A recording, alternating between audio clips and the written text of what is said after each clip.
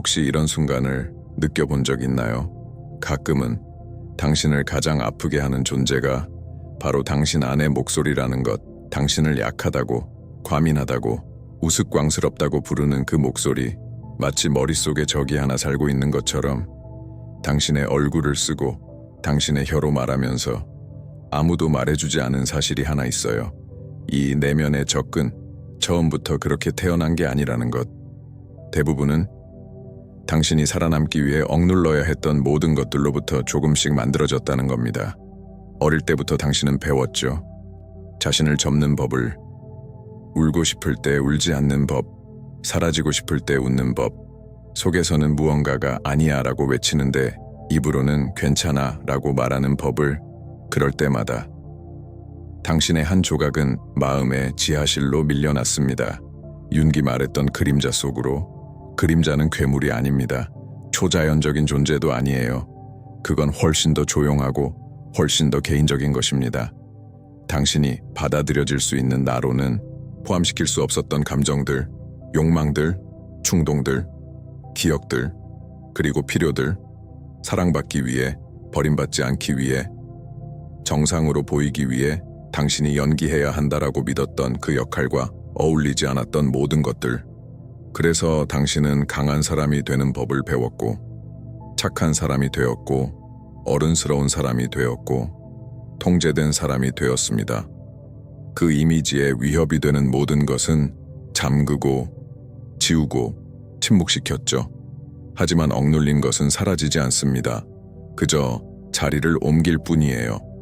그리고 조금씩 형태를 바꾸기 시작합니다. 느낄 수 없었던 분노는 만성적인 피로로 돌아오고 사소한 순간에 터지는 과한 폭발로 나타납니다. 인정할 수 없었던 두려움은 통제 욕구로, 불안으로, 숨 막히는 질투로 돌아옵니다. 울 수 없었던 슬픔은 무기력으로 아무래도 상관없어 라는 감각으로 영혼을 누르는 무게로 돌아옵니다. 당신은 모른 채로 증상과 싸우기 시작합니다. 하지만 그것들은 사실 메시지입니다. 읽히지 않은 편지, 무의식이 보낸 신호들. 윤기라면 이렇게 말했을 겁니다. 의식으로 끌어올리지 않은 것은 운명처럼 삶에 반복되어 나타난다고. 당신은 그것을 불운이라 부르고 패턴이라 부르고 원래 내가 이런 사람이야 라고 말하죠. 하지만 깊은 곳에서는 당신의 정신이 당신이 외면해온 불균형을 바로잡으려 애쓰고 있는 겁니다. 이 영상은 어둠으로의 하강입니다. 당신을 겁주기 위해서가 아니라 어떻게 당신이 자신을 억누를수록 조금씩 자기 자신의 적이 되어가는지를 보여주기 위해서 스스로를 방해하고 비난하고 벌 주면서 사실은 언젠가 당신을 상처 입힌 누군가의 일을 당신이 대신 이어서 하고 있다는 걸 여기서는 천천히 이야기할 겁니다. 모든 걸 삼켜온 덱에 대해, 영혼을 전쟁터로 만들었을 때 무슨 일이 벌어지는지에 대해, 그리고 무엇보다 이 순환을 멈추는 방법에 대해, 고통을 미화하지 않고 얄팍한 자기개발로 도망치지 않으면서 내면의 적을 동맹으로 바꾸는 방법에 대해 이 영상을 따라가다 보면 지금까지 이름 붙이지 못했던 자신의 일부들을 알아보게 될 겁니다. 왜 어떤 관계에서는 늘 같은 자리에 놓이는지, 왜 어떤 말은 필요 이상으로 당신을 무너뜨리는지, 왜 앞으로 나아가려는 순간마다 스스로를 망치는지. 하지만 나는 모든 답을 한 번에 주지 않을 겁니다. 정신은 빠른 해답의 논리로 움직이지 않거든요. 그건 천천히 열립니다. 당신이 바라볼 수 있는 만큼, 도망치지 않고 그 자리에 머물 수 있는 만큼. 그래서 지금은 이 한 가지만 알아차려 보세요. 당신은 자기 자신에게 어떻게 말하고 있나요? 실수했을 때 당신의 내면의 목소리는 당신을 안아주나요? 아니면 모욕하나요? 추한 감정을 느낄 때 이해하려 하나요? 아니면 없어야 할 것처럼 짓눌러버리나요? 쉬고 싶다는 신호가 올 때 그 말을 듣나요? 아니면 게으름감, 약함감, 유난이라고 부르나요? 이 질문들에 대한 답은 당신이 스스로를 대하는 방식을 보여줍니다. 그리고 그 방식은 종종 과거에 당신을 규정했던 목소리들의 복사본입니다. 아버지의 비판, 어머니의 냉소, 학교에서의 괴롭힘, 사랑했던 사람의 비아냥, 그 목소리들을 의심하지 않고 다시 들여다보지 않으면 어느 순간부터 그것들은 당신이 스스로에게 말하는 방식이 됩니다. 이렇게 억압은 프로그램이 되고 프로그램은 내면의 적이 됩니다. 하지만 중요한 사실이 하나 있습니다. 이 적이 만들어졌다면 해체될 수 있습니다. 배운 것이라면 다시 배울 수 있습니다. 당신을 지키려는 시도로 시작된 이 전쟁은 동맹으로 바뀔 수 있습니다. 그러니 끝까지 함께 해주세요. 우리는 단계적으로 살펴볼 겁니다. 이 자기 억압이 어디서 시작됐는지, 오늘의 선택들을 어떻게 오염시키는지, 그리고 윤기라면 어떻게 하면 자기 공격을 멈추고 마침내 자기 자신을 듣기 시작할 수 있다고 말했을지. 숨을 한번 깊게 쉬세요. 당신이 쓰고 있는 모든 가면의 무게를 느껴보고, 그리고 잠시 동안만이라도 아주 드문 일을 스스로에게 허락해보세요. 즉각 판단하지 않고 정직하게 내면을 바라보는 것.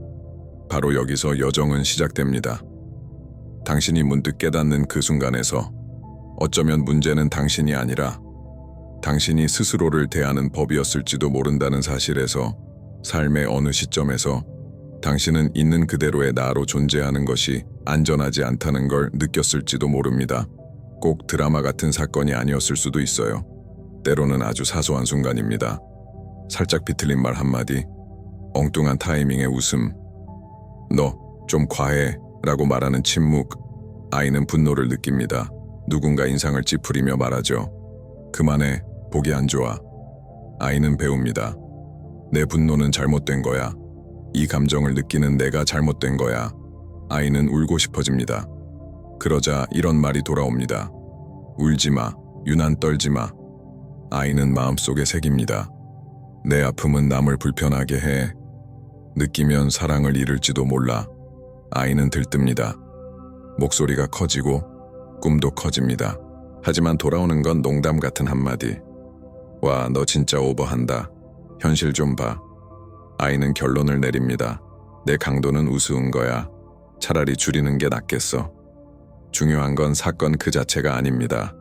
그 순간 당신이 계속 속하기 위해 내려야 했던 결론입니다. 융근 말했습니다. 정신은 소속감 없이는 버틸 수 없다고. 그래서 진짜 나로 사는 것과 받아들여지는 나 사이에서 아이들은 거의 항상 후자를 선택합니다. 그리고 자신이 누구인지를 그림자의 지하실로 밀어넣습니다. 이렇게 억압은 시작됩니다. 어느 날 갑자기 오늘부터 나는 나를 상처 입힐 거야 라고 결심하는 사람은 없습니다. 당신은 그저 환경의 조건에 맞게 마음을 조정했을 뿐입니다. 마치 작은 빛을 향해 몸을 비틀어 자라는 식물처럼 시간이 지나면 이 적응은 역할이 됩니다. 자동 모드로 작동하는 삶, 우리가 말하는 페르소나, 사회적 가면, 올바른 존재 방식, 당신은 문제 일으키지 않는 자식이 되고, 불평하지 않는 연인이 되고, 언제나 가능한 친구가 되고, 실망시키지 않기 위해 무엇이든 감수하는 사람이 됩니다. 겉으로 보기엔 균형 잡혀 있고, 성숙하고, 자기 통제가 뛰어난 것처럼 보이죠. 하지만 안에서는 삼켜진 수많은 아니오들, 눌러버린 이제 그만들, 나는 이걸 원하지 않아 라는 말들이 창문 없는 방에 갇혀 있습니다. 정신은 오랫동안 거짓을 견디도록 만들어지지 않았습니다. 그래서 결국 새기 시작합니다. 입으로는 괜찮아 라고 말하지만 몸은 병들기 시작합니다. 피부가 반응하고 잠이 깨지고 위장이 항의합니다. 신경 안 써 라고 말하지만 새벽마다 생각이 멈추지 않습니다. 옛 대화를 되짚고 하지 못했던 대답을 혼자 연습합니다.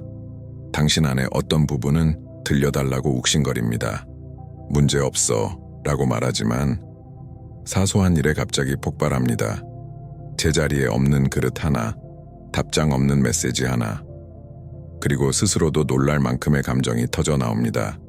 그 순간 당신은 자기 자신을 비난합니다.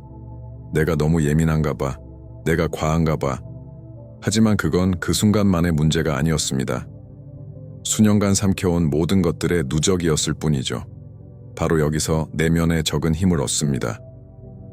이건 쌓인 아픔이야 라고 알아차리는 대신 내가 문제야 라고 생각하게 되니까요. 그리고 느낀다는 이유로 자기 자신을 공격하기 시작합니다. 자신의 반응을 부끄러워하며 이 순환이 보이나요? 살기 위해 억누르고 억압은 증상으로 돌아오고 증상은 당신을 불안하게 만들고 불안해진 당신은 스스로를 판단하고 판단하면서 더 깊이 억누릅니다. 그러다 어느 날 당신은 누군가가 자신을 적대하고 있다는 느낌으로 깨어납니다. 하지만 그 누군가는 거울 속에서 당신의 얼굴을 하고 있습니다. 이 말을 들으며 가슴이 조여오는 느낌이 든다면, 오래된 장면들이 갑자기 떠오르고 있다면, 말을 삼켰던 순간, 거절당하지 않기 위해 스스로를 웃음거리로 만들었던 순간, 누군가의 기대에 맞추기 위해 자신을 줄였던 기억들. 그렇다면 잠깐 숨을 쉬세요. 이건 약함도 드라마도 아닙니다. 당신의 정신이 안전한 공간을 만났기 때문에 숨겨두었던 것을 조심스럽게 꺼내 보이고 있는 겁니다. 그리고 지금 한 가지 부탁을 하겠습니다. 이 말들이 당신이 평생 설명하지 못했던 무언가를 정확히 건드리고 있다면, 어쩌면 당신은 평생 내내 자기 자신과 싸워왔다는 느낌이 든다면, 이 영상의 좋아요를 누르고 채널을 구독해주세요. 숫자를 위한 게 아닙니다. 이건 당신 자신에게 하는 말입니다. 나는 더 이상 내 감정을 무시하지 않겠다. 아주 작은 행동이지만 그건 조용한 약속입니다. 다시 모든 것을 마취시키지 않겠다는 약속입니다. 왜냐하면 이제부터 우리는 조금 더 깊이 내려갈 거니까요. 더 미묘한 메커니즘을 보게 될 겁니다. 책임감처럼 보이고 성숙함처럼 보이고 이성적 판단처럼 보이지만 사실은 두려움, 수치심, 죄책감을 숨기고 있는 정교한 자기 파괴의 방식들. 계속 가기 전에 아주 간단한 걸 하나만 해보세요. 처음으로 있는 그대로의 나가 너무 과하다고 느껴졌던 순간을 떠올려 보세요. 아무도 그렇게 말하지 않았을 수도 있습니다. 하지만 분위기, 시선, 농담 하나가 이미 충분히 말해주었을 겁니다. 그 장면을 머릿속에 잠시 간직하세요. 지금 분석할 필요는 없습니다. 그저 실의 끝을 손에 쥐고 있는 것처럼 가볍게 붙잡고만 있으세요. 우리는 곧 그 실을 당길 겁니다. 그리고 그 끝에 얼마나 많은 것들이 엉켜 있는지 보게 될 겁니다. 어느 순간부터 억압은 더 이상 세상에 대한 반응만이 아니게 됩니다. 그건 하나의 시스템이 되고 내부 구조가 됩니다. 마치 당신이 벽돌 하나하나를 쌓아 매일 스스로를 가두는 신문실을 만든 것처럼 당신의 비판적인 목소리를 떠올려 보세요. 실수했을 때, 말을 잘못 꺼냈을 때, 누군가에게 관심을 보였을 때, 집을 나서기 전 거울을 볼 때, 그 목소리는 어느 날 갑자기 생긴 게 아닙니다. 그건 억양이 있고 톤이 있고 자주 쓰는 문장이 있습니다. 너 지금 되게 웃겨. 네가 뭔데 그런 생각을 해? 어차피 또 실패할 거잖아. 아무도 내 그런 모습 못 견뎌. 자세히 들어보면 그 목소리 뒤에는 여러 얼굴들이 겹쳐 있습니다. 자기 의견을 말했을 때의 아버지의 시선, 울었을 때의 어머니의 짜증 섞인 표정, 너무 솔직했을 때 교실에서 터졌던 웃음소리들.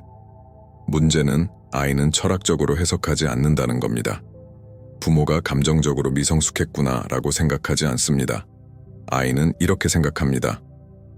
내가 너무 과해. 내가 잘못됐어. 그래서 사랑과 소속을 지키기 위해 당신은 조용한 계약을 맺습니다. 내가 나를 감시하자. 내가 나를 벌주자. 내가 먼저 침묵하자. 그러면 바깥에서 날 거부할 필요는 없을 거야. 이렇게 내면의 적은 아이러니하게도 경호원처럼 태어납니다. 다시 거절당하는 고통으로부터 당신을 지키기 위해서. 하지만 그 방법은 이렇습니다. 세상이 때리기 전에 먼저 당신을 때리고, 누군가 모욕하기 전에 먼저 당신을 깎아내리고, 누군가 무너뜨리기 전에 먼저 당신을 망가뜨립니다. 시간이 흐르면 이 감시는 너무 익숙해져서 당신은 그것을 양심이라 부르고 분별력이라 부르고 현실 감각이라 부릅니다. 당신은 이렇게 생각하죠. 내가 나를 비판하는 건 스스로에게 엄격해서야. 실수를 허용하지 않는 건 책임감 때문이야.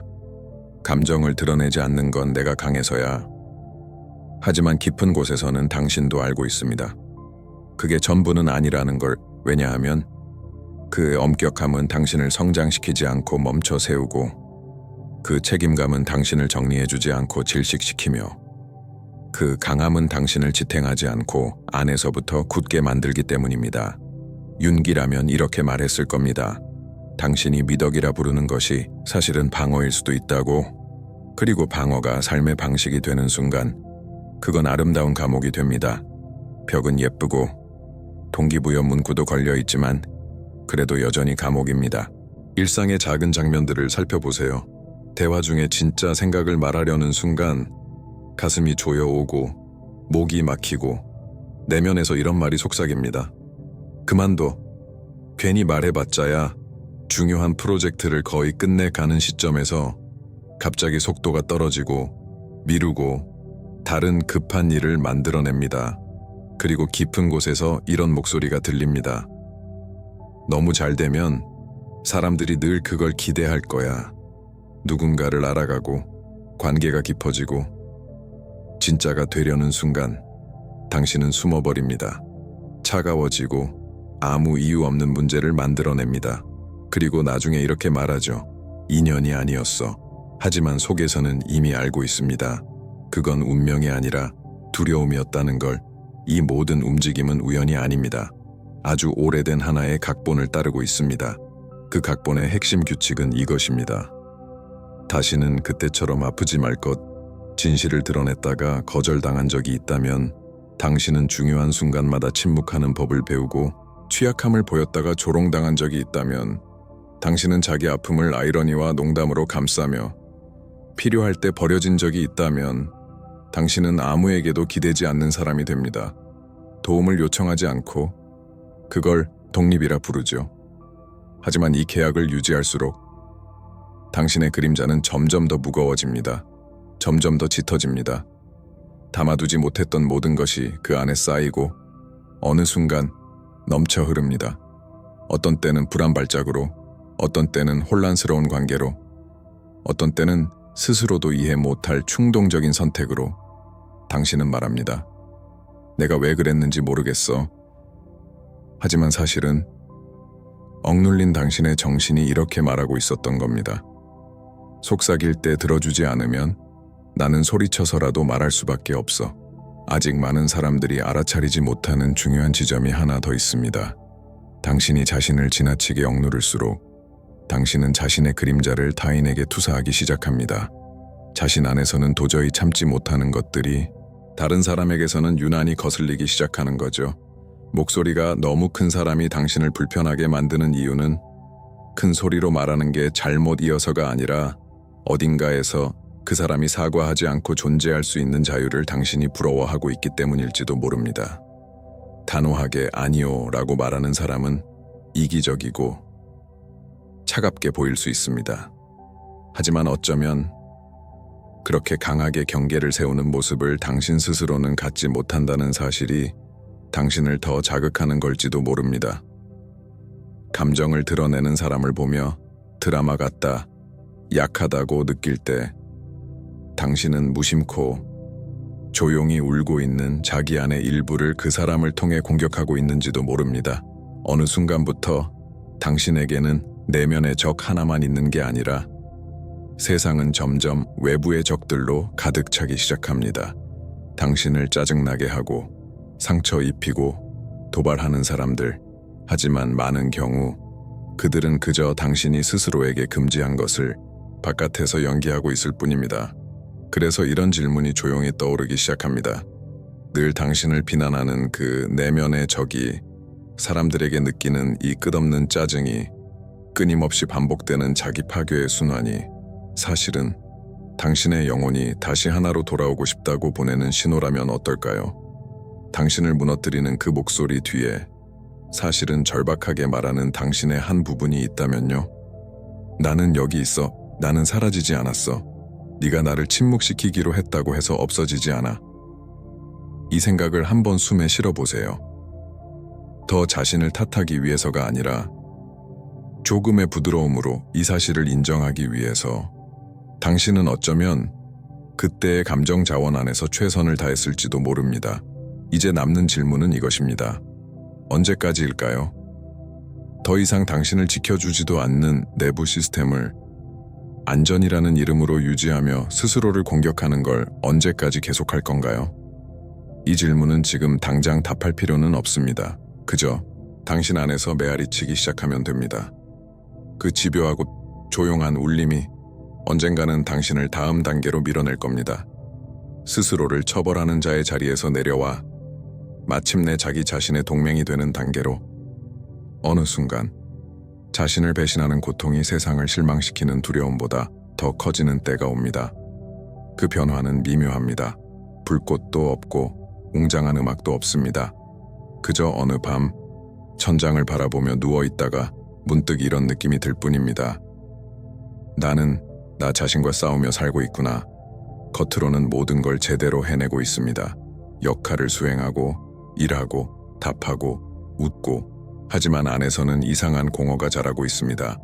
마치 천천히 자기 영혼을 버리는데 성공하고 있는 것처럼 윤근 말했을 겁니다. 자기, 셀프. 정신의 가장 깊은 중심은 영원히 무시당할 수 없다고 처음에는 아주 부드러운 신호를 보냅니다. 작은 불편함, 이유 없는 슬픔, 그래도 듣지 않으면 신호는 점점 강해집니다. 위기, 붕괴되는 관계들, 당신을 멈추게 만드는 증상들, 이건 벌이 아닙니다. 방향을 바로잡으려는 시도입니다. 어쩌면 당신은 지금 바로 그 지점에 서 있을지도 모릅니다. 제자리 걸음에 지치고, 잘 되려는 순간마다 스스로를 망치는 데 지치고, 자기 자신의 집행인이 되는 데 지친 상태. 그렇다면 전환은 어떻게 시작될까요? 모든 걸 한 번에 바꾸는 게 아닙니다. 내면의 집행인과 맺은 계약을 벽돌 하나씩 해체하는 겁니다. 첫 번째 단계는 이름 붙이기입니다. 자기 공격을 건강한 엄격함이라 부르는 한, 그건 계속 건드릴 수 없는 채로 남습니다. 아니요 라고 말하지 못하는 걸 착함이라 부르는 한, 그건 계속 당신을 무너뜨립니다. 감정에서 도망치는 걸 강함이라 부르는 한, 당신은 계속 마취된 채로 살아갑니다. 그래서 관찰하기 시작해야 합니다. 오래된 방에 들어가 쌓여있는 물건들을 보듯이 정직하게, 그리고 스스로에게 묻는 겁니다. 이건 아직도 나에게 필요한가? 아니면 누군가 한때 중요하다고 말했기 때문에 그냥 가지고 있는 건가? 실수했을 때 스스로를 욕하고 있는 걸 알아차리면 자동 반응 대신 잠시 멈춰보세요. 숨을 쉬고 이렇게 물어보세요. 이 말은 정말 내 말일까? 나는 이 말에 동의하는가? 아니면 누군가의 목소리가 내 입을 빌려 말하고 있는 걸까? 아니요 라고 말했을 때 그 죄책감이 몰려온다면 이렇게 물어보세요. 이 죄책감은 어디서 왔지? 내가 나를 지킬 때 어떤 이야기를 스스로에게 들려주고 있지? 지금 내가 배신하고 있는 건 누군가가 만들어 놓은 착한 나일까? 아니면 경계를 가진 진짜 나일까? 이 태도는 아주 작아 보이지만 혁명적입니다. 왜냐하면 처음으로 당신은 내면의 적을 절대적인 진실이 아니라 하나의 구조로, 하나의 메커니즘으로 질문할 수 있는 대상으로 보기 시작하기 때문입니다. 두 번째 단계는 느낀다는 사실을 인정하는 것입니다. 당연해 보이지만 사실은 그렇지 않습니다. 당신은 몇 번이나 마음이 산산조각 난 채로 신경 안 써 라고 말했나요? 얼마나 자주 사실은 너무 중요했는데 아무래도 상관없어 라고 답했나요? 얼마나 자주 웃으면서 안에서는 제발 나 좀 들어줘 라고 비명이 울리고 있었나요? 억압은 자기 포기와 맺은 지속적인 계약입니다. 이 계약을 깨기 위해서는 거의 잔인할 정도의 정직함으로 이렇게 인정하는 것부터 시작해야 합니다. 나는 신경 쓰고 있어. 이건 아파. 이건 나를 좌절하게 해. 이건 내 안을 관통해. 처음부터 누군가에게 말할 필요는 없습니다. 노트에 적어도 좋고 휴대폰 메모에 남겨도 좋고 그저 혼자만의 조용한 대화여도 괜찮습니다. 중요한 건 이 세상 어딘가에 당신의 감정을 거짓없이 말할 수 있는 자리가 반드시 존재해야 한다는 겁니다. 세 번째 단계는 그림자를 가까이 데려오는 것입니다. 적이 아니라 당신 전체의 일부로서 당신 안에서 금지되었던 것들은 악이 아닙니다. 그건 다만 날것의 에너지, 아직 정리되지 않은 힘일 뿐입니다. 억눌린 분노는 통합되기만 한다면 당신을 지켜줄 힘이 될 수 있고, 악마화했던 욕망은 당신을 무기력에서 끌어낼 생명력일 수 있으며, 약함이라 부르며 밀어냈던 슬픔은 사랑하는 이들과 깊이 연결될 수 있게 하는 감수성일 수도 있습니다. 융은 착한 사람이 되라고 말하지 않았습니다. 그가 말한 것은 개성화였습니다. 당신이 페르소나, 가면으로만 존재하는 걸 멈추고 빛과 그림자, 의식과 무의식을 함께 품을 수 있는 보다 온전한 나가 되는 과정, 어느 한쪽도 부정하지 않으면서 잠시 상상해 보세요. 조용한 방에서 당신이 당신 자신과 마주 앉아 있는 장면을, 한쪽에는 세상에 보여주는 당신이 있고 다른 쪽에는 위험하다고 믿어가두어 두었던 당신이 있습니다. 그 두 번째 당신은 분노에 차 있고 지쳐 있고 경계하고 있을지도 모릅니다. 그는 당신을 바라보며 이렇게 말할 겁니다. 이제야 나타난 거야. 수년 동안 나를 과하다, 드라마 같다, 약하다고 부르더니 그 시선을 당신은 견뎌야 합니다. 변명하지 않고 방어하지도 않고 그저 마침내 깨어난 사람의 겸손함으로 이렇게 말하는 겁니다. 늦었어. 하지만 나는 여기 있어. 더 이상 너와 싸우고 싶지 않아. 네가 왜 그렇게 소리쳤는지, 무엇을 보여주려 했는지 알고 싶어. 이런 만남은 이론이 아닙니다. 깊은 치료의 순간에서, 정직한 기록 속에서, 잠 못 이루는 밤에 산만해지는 대신 스스로와 함께 머무르기로 결정할 때, 그리고 만약 이 모든 말들이 와닿고 있다면, 이 영상이 당신이 수년간 혼자 겪어온 일들을 말로 풀어주고 있다면, 지금 조금 다른 부탁을 하고 싶습니다. 댓글에 이렇게 적어주세요. 나는 더 이상 나 자신의 적이 되지 않겠다. 그대로요. 이건 단순한 문장이 아닙니다. 선언이고 기점이며 당신 자신과 여기 함께 있는 사람들에게 선택이 시작됐다는 신호입니다. 그리고 이 약속을 조금 더 단단하게 만들고 싶다면 채널을 구독해주세요. 그림자 아래 가면 자기 영혼과의 화해를 이야기하는 이 공간이 부끄러움의 이유가 아니라 소속의 이유가 되도록, 여기서의 목표는 괜찮은 척하는 게 아닙니다. 아무도 가르쳐주지 않았던 것을 볼 용기를 내는 것, 그리고 그럼에도 도망치지 않고 머무르는 것. 이제부터의 길은 더 깊은 곳으로 이어집니다.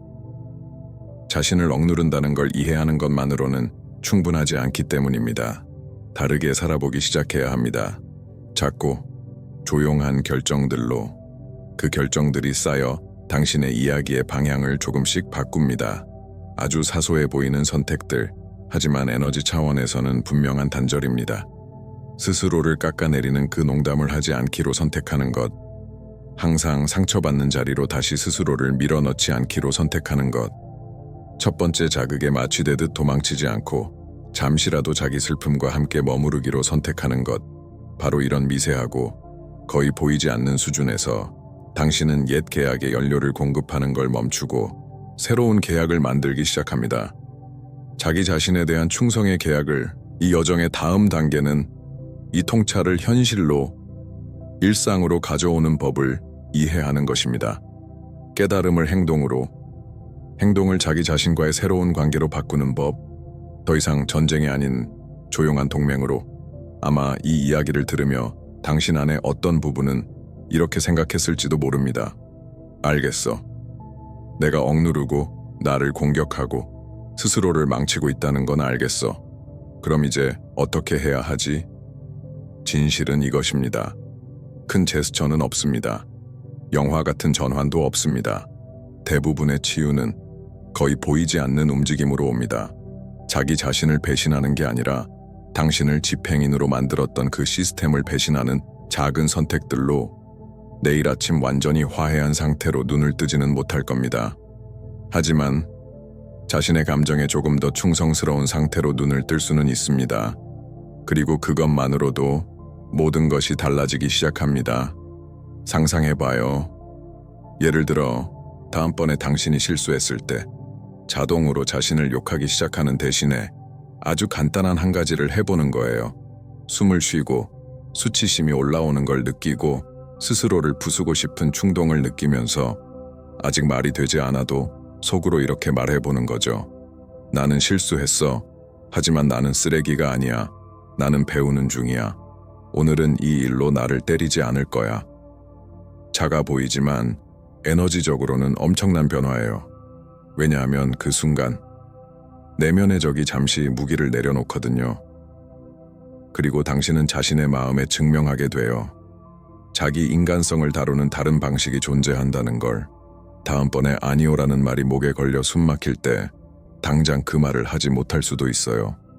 하지만 최소한 마음속에서는 이렇게 인정할 수 있죠. 여기에는 아니오가 있었어. 나는 또 나를 배신했어. 하지만 나는 봤어. 아무 생각 없이 넘기지는 않았어. 이 나는 봤어. 이 말은 하나의 문이에요. 자기 자신과 맺는 새로운 관계의 시작이죠. 왜냐하면 당신은 더 이상 자동적인 힘들에 점령된 영토가 아니라 보고, 느끼고, 이름 붙이고, 질문할 수 있는 사람이 되기 시작하니까요. 윤근 말했어요. 의식화는 지적인 행위가 아니라고. 그건 만남이라고. 당신이 본래부터 존재해왔던 것과 살아오며 배워온 모습 사이의 만남이라고. 당신은 페르소나를 파괴할 필요는 없어요. 그것도 당신을 보호해 주었으니까요. 하지만 조금씩 덜 경직되게 만들 수는 있어요. 틈을 내고 그 균열 사이로 진짜 나가 숨 쉴 수 있게 하는 거죠. 어느 날 당신은 자신도 모르게 이런 작은 선택들을 하고 있을지도 몰라요. 모든 것이 또다시 희생하라고 소리칠 때 오늘은 안 할래라고 말하고, 몸이 쉬고 싶다고 할 때 조금 더 일찍 휴대폰을 끄고 샤워하면서 울면서도 스스로를 약하다고 부르지 않는 것. 그리고 어느 순간 거의 알아차리지도 못한 채 거울 앞에 서 있는 자신을 보게 될 거예요. 완벽함도 아니고 늘 평온한 상태도 아니지만 전쟁이 조금 줄어든 느낌. 예전에 당신을 파괴하던 그 목소리가 조금 더 부드러워진 것 같고, 내면의 적이 되는데 지친 듯한 느낌. 그리고 서서히 적기라기보다는 수호자에 가까운 존재로 바뀌기 시작하는 거죠. 당신을 모욕하는 존재가 아니라 존중으로 경고해주는 존재로. 당신에게는 여전히 그림자가 있어요. 앞으로도 그럴 거예요. 하지만 이제 그림자는 금지된 지하실이 아니에요. 당신의 마음의 집 안에 있는 한 공간이 돼요. 때로는 어질러져 있고, 때로는 불편하지만 잠가두는 대신 찾아가는 공간. 이렇게 계속해서 오가며 조심스럽게 머무는 그 과정 속에서 당신은 더 이상 자기 자신의 적이 아니라 마침내 기댈 수 있는 존재가 되기 시작해요. 어쩌면 당신이 모든 관계에서 찾고 있던 게 바로 이거였을지도 몰라요. 당신을 온전히 봐주는 누군가, 당신의 깊이를 두려워하지 않는 누군가, 모순 때문에 당신을 버리지 않는 누군가. 그런 사람은 물론 타인의 모습으로 나타날 수도 있어요. 하지만 가장 먼저, 가장 결정적으로 그 역할을 해야 하는 존재는 바로 당신이에요. 세상이 당신을 상처 입히는 걸 완전히 막을 수는 없어요. 하지만 결정할 수는 있어요. 매일매일 당신 스스로가 과거에 받았던 폭력을 반복할지 말지는. 이 영상이 당신에게 조금이라도 명확함을 주었다면, 어떤 순간엔 누군가가 당신의 이야기를 대신 말해준 것처럼 느껴졌다면, 아주 단순하지만 상징적인 제안을 하나 하고 싶어요. 이 영상의 좋아요를 눌러주세요. 그리고 가능하다면 자기 자신과 전쟁 중인 것처럼 보이는 누군가와 공유해주세요. 단순히 채널을 돕는 것이 아니라 거의 아무도 용기 내어 하지 않는 대화를 퍼뜨리는 거예요. 이런 말을 하는 대화요. 그래, 나는 나를 억눌렀어. 그래, 나는 나를 공격했어. 하지만 이제부터는 다르게 선택할 수 있어. 결국 우리가 여기서 한 일은 이것뿐이에요. 어떻게 당신이 스스로의 적이 되었는지 그 지도를 그렸고, 동시에 출구를 하나 열어둔 거죠. 아주 조용한 길, 거의 비밀 같은 길, 자기 자신에게로 돌아가는 길. 이 영상을 끝내고 잠시 눈을 감았을 때 마음 깊은 곳에서 작은 안도가 느껴진다면, 마치 오랫동안 혼자 짊어지고 있던 무언가에 마침내 이름이 붙여진 것 같다면, 그것만으로도 충분해요. 오래된 상처를 다시 들여다본 것도 이 그림자를 마주한 것도 불편한 진실을 들은 것도 모두 의미가 있었어요. 왜냐하면 오늘부터 겉으로는 당장 아무것도 바뀌지 않았더라도 내면에서는 이미 무언가가 시작되었으니까요. 거의 느껴지지 않을 만큼 미세한 움직임, 억압에서 경청으로, 전쟁에서 협상으로, 자기 혐오에서 서툴지만 진짜인 존중으로. 완벽을 기대하지 마세요. 다시는 자기 파괴를 하지 않게 되리라 기대하지도 말고요. 하지만 다음번에 그런 순간이 왔을 때 자신을 공격하고 깎아내리는 목소리를 들을 때 이 문장을 기억해 주세요. 이제는 단순히 예쁜 말이 아니라 하나의 약속이 된 문장. 나는 더 이상 내 자신의 적이 되지 않겠다. 필요한 만큼 스스로에게 반복해 주세요. 언젠가는 그 말이 문장이 아니라 삶의 방식이 될 때까지. 그리고 그날이 오면 당신은 조용히 깨닫게 될 거예요. 이 어둠을 지나온 것이 정말로 가치 있었음을.